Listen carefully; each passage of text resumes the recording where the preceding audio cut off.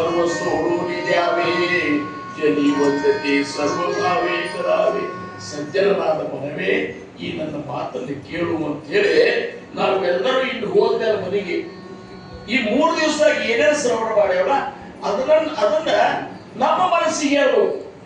ನಮ್ಮ ಮನಸ್ಸು ಬದಲಾವಣೆ ಆಗ್ಬೇಕಾದ್ರೆ ನಾವೇ ಹೇಳಿದಾಗ ಮಾತ್ರ ಬದಲಾವಣೆ ಆಗ್ತದೆ. ಖರೆ ಮತ್ತೊಬ್ರು ಯಾರು ಹೇಳಿದ್ರು ಬದಲಾವಣೆ ಆಗುದಿಲ್ಲ.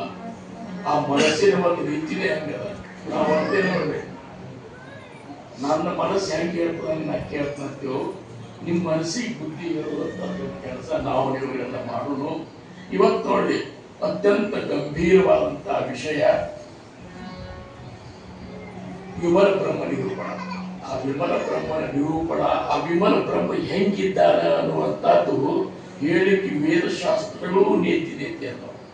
ವಿಮಲ ಬ್ರಹ್ಮನ ಸ್ಥಿತಿ, ಸದ್ಗುರುವಿನ ಸ್ವರೂಪ ಸ್ಥಿತಿ, ಸಂತರ ಸ್ವರೂಪ ಸ್ಥಿತಿ, ಈ 3 ಸ್ಥಿತಿಗಳನ್ನ ಹೇಳಲಿಕ್ಕೆ ವೇದಶಾಸ್ತ್ರಗಳು ನೇತಿ ನೇತಿ ನೇತಿ ಅಲ್ಲಿಗೆ ಸಮರ್ಥಂತರು ವಿಮಲ ಬ್ರಹ್ಮ ನಿರೂಪಣದೊಳಗಂತಾರ ಬ್ರಹ್ಮಾಸಿ ಶಬ್ದ ಚೀನಾಗಿ.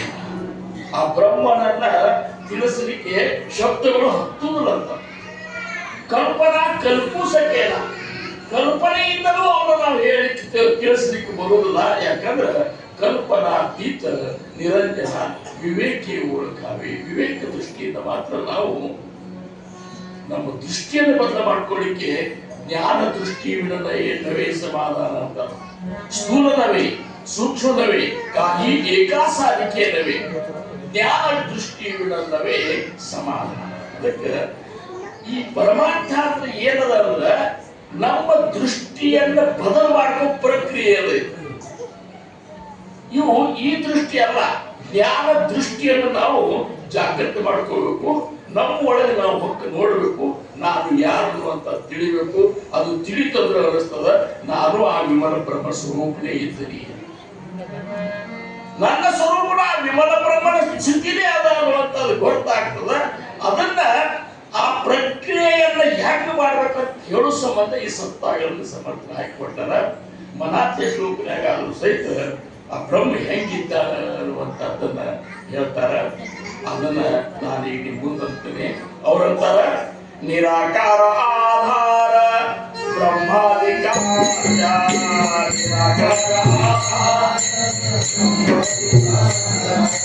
ನಿರಾಕಾರ ಆಧಾರ ಬ್ರಹ್ಮಾದಿಕ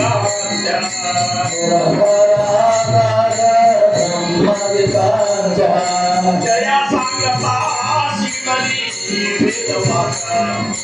ಜಯ ಸಂಗತ